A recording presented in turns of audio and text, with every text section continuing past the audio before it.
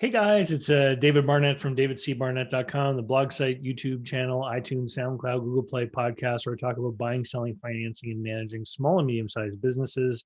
This week, I've got a question brought to you by a YouTube commenter who asked me, David, can you do a video talking about all the different kinds of investments that a small business owner could get into their business?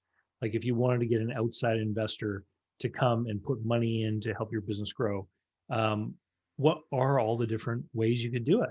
And I thought it was a great comment because it's kind of like a summary video and you know leads back to a lot of the other videos I've made over the course of the past few years. And so I spent a little bit of time putting together a presentation which helps to organize my thoughts and keep me on track here. First of all, just as a reminder, let me share my screen. um, if you haven't already, head on over to davidcbarnett.com. It turns into investlocalbook.com when you arrive there. This is my blog site, and this is the place where you can go to sign up for my email list. If you just scroll down here on the left-hand side, you can put in your email address and check off the topics that are of interest to you. People who are on the email list get access to stuff before everyone else, as well as certain bonuses like the holiday chat calls that were released over the course of the Christmas and New Year's.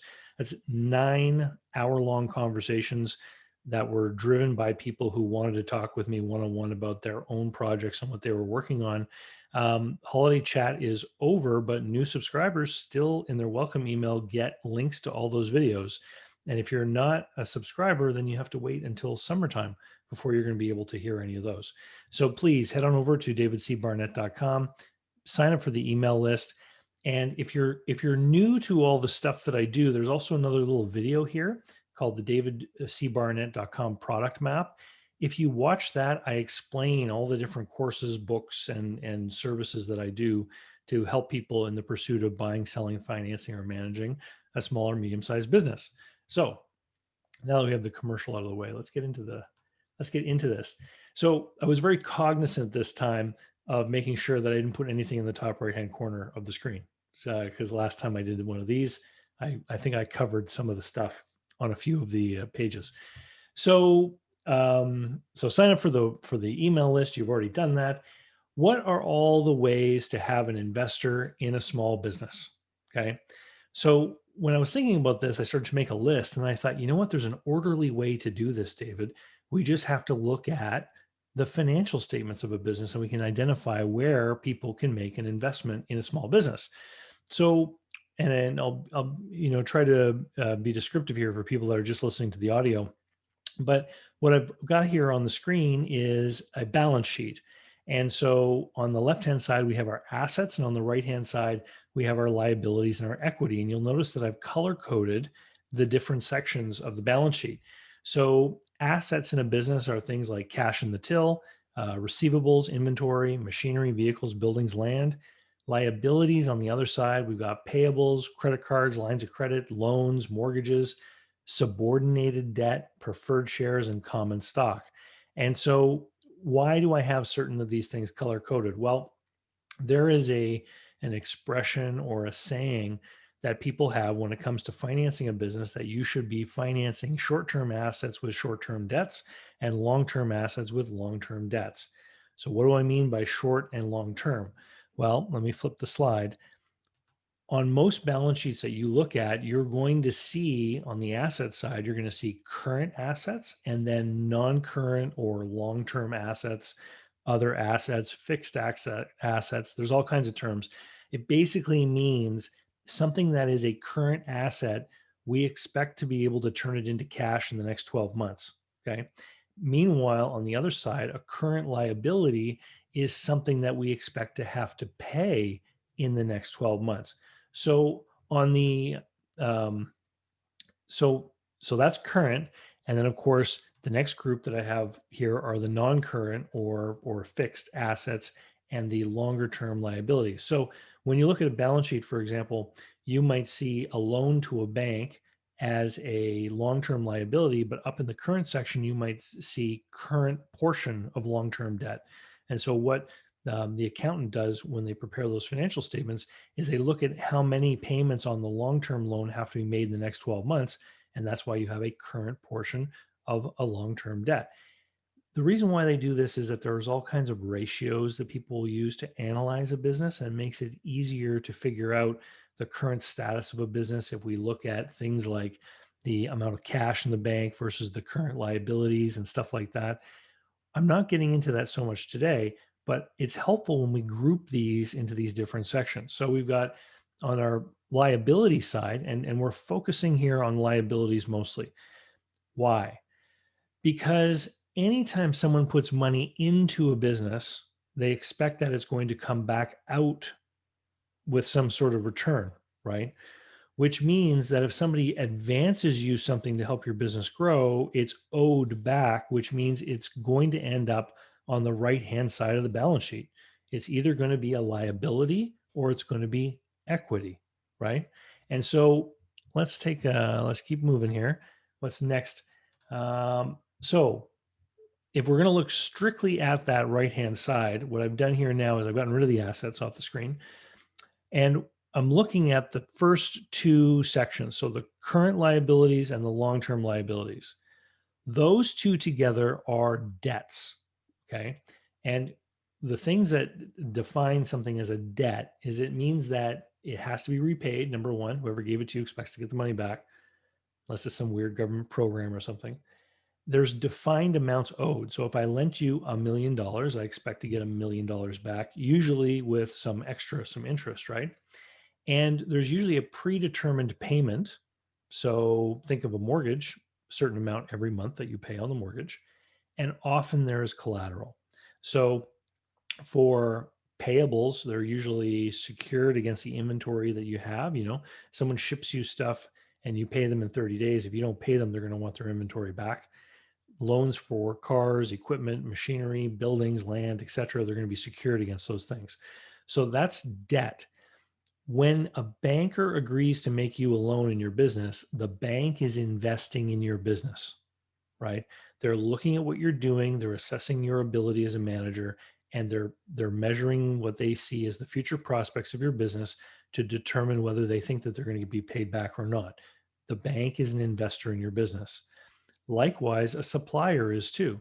Many businesses will start off and the suppliers don't want to give you any kind of trade credit. They say, give us your credit card number or pay us, cash on delivery. It's only after you build up some kind of history with them that they're willing to give you, for example, 30 days to pay. So that is literally a supplier investing in your business because they're letting you have some of their stuff, their goods or whatever, and they're willing to now wait for you to pay. They're investing in your business. Same thing for machinery, equipment, land, buildings. We're talking about mortgages, loans, what have you. The next group, the green ones, subordinated debt and preferred shares. So there's a video I made a little while ago called mezzanine financing. This is what mezzanine financing is you take in money, you have to give it back, and the terms can make it look kind of like equity or kind of like debt. So, for example, you could have a preferred share which says, I invested $1,000 in your business. I'm owed an annual dividend of 10%, which makes it sound like debt if you owe them 10%. But it might be a cumulative preferred share, which means that if you don't have enough money in the business, you don't have to pay the dividend. You can hold it. And then when times are better in the future, you can pay it then. So, in that respect, because it's not an absolute payment that must be made, it acts kind of like equity, kind of like an ownership position. So it's sort of in between the two. And so subordinated debts or preferred shares, can have a mix of terms completely negotiated by whoever is involved in making this investment. Usually there is no collateral. And that's, the word subordinated debt means it's below the senior or secured debt, like a bank. They want to have, their debt secured against some kind of collateral. And then at the very bottom there is the common stock. And so the common stock would be the ownership interest in the business.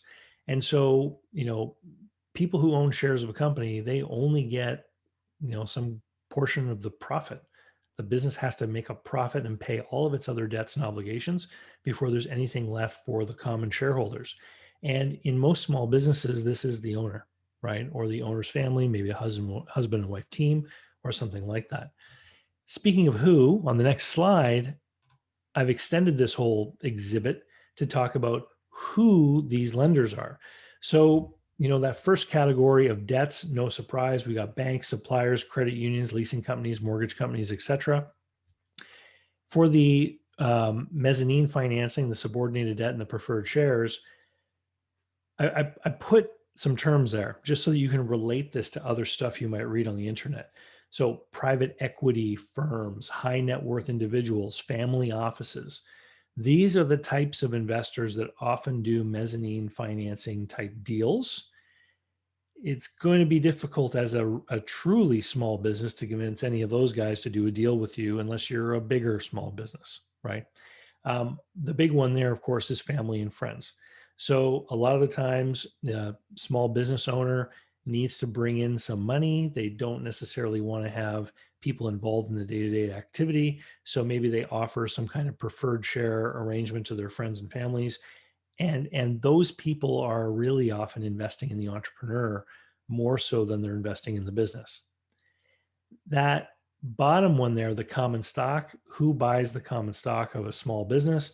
Well, typically it's, the owner, a business partner. So a couple people get together to start a business, and family and friends as well. It's hard to get anyone kind of outside of the inner circle to want to buy the common stock of a small business for all the reasons that I've talked about in previous videos, like the minority investor ripoff video that I put out a couple weeks ago. So we're talking about the balance sheet. And, sometimes we hear this term called off balance sheet financing. So if we can have debts, mezzanine financing, and share interest ownership as the different ways that we can get an investor into a small business on the balance sheet, what are the ways that we can get someone to invest in our small business off the balance sheet? Well, that's what we're going to look at here next. But first of all, if you're enjoying the video, I would love for you to hit the like button. It doesn't cost you anything, but it is a huge, huge help for helping my videos become more discoverable by the YouTube algorithm. I took that picture. It's my thumb. So if the investment doesn't appear on the balance sheet, where else could it be, right? And the answer to that is on the other financial statement, which is the income statement, sometimes referred to as the P&L or the profit and loss statement. And so some kind of investment that someone has made in your business that's not on the balance sheet will appear as an expense on your income statement. So what kind of stuff am I talking about? Well, I have a few things here listed on the screen. So things like renting equipment, leasehold deals, paying higher cost of goods sold, paying fees to special purpose entities. Let me give you a few examples of what this looks like and who would do these deals. So somebody is going to do one of these deals if there's one of two conditions that fall into place. If they have an interest in your success, but they don't want anything to do with running your business, or if they see it as completely low risk, right? So think about it this. If you're a contractor and you need a generator because you have to do a job that is off grid, right? So you need an investor to help you get a generator. Or you could just go to a tool rental shop and you could rent it and you can just pay by the day, right?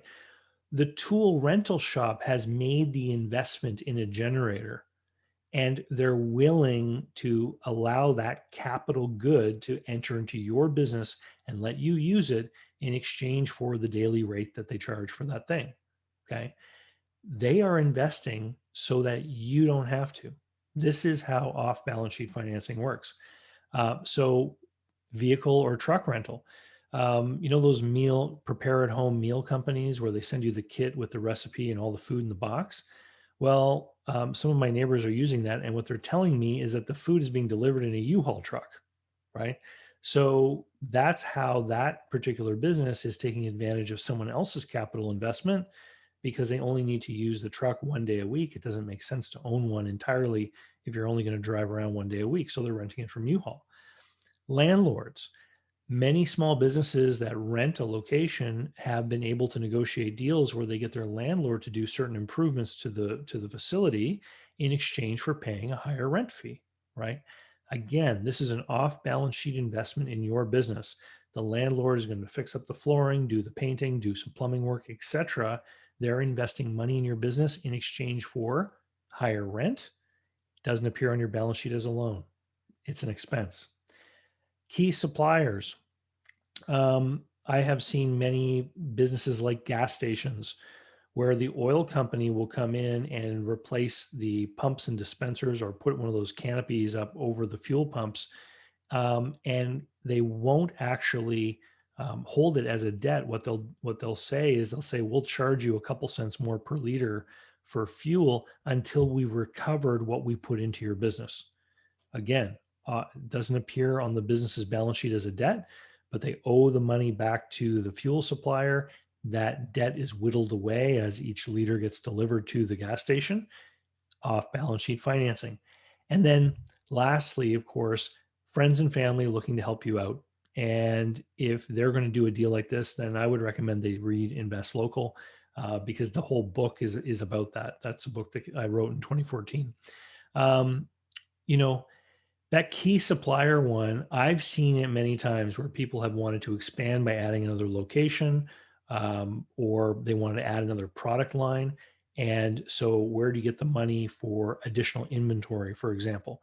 Well, they go back to those supplier relationships and they say, hey, I want to sell more product. I want to, stock a second store. You have a history with me. You know that I always pay you on time.